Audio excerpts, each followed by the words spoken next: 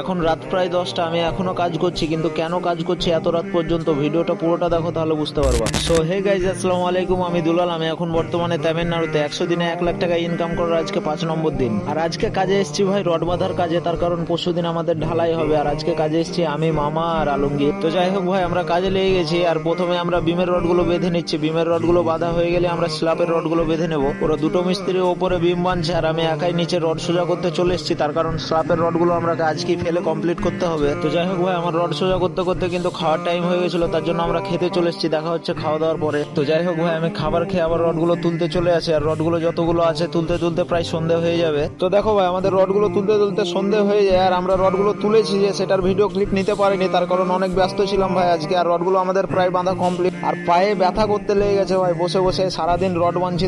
তো যাই হোক বস, আমাদের রড বাঁধা প্রায় কমপ্লিট। আর আমি নিচে চলে যাই কাট পিস গুলো কাটতে, কিছু কাট পিসের রড লাগবে তার জন্য। সো গাইজ, আজকের মিনি ব্লগটা এখান থেকেই শেষ করছি। পরবর্তী ভিডিও দেখতে গেলে চ্যানেলটাকে ফলো করে যেতে ভুলবেন না।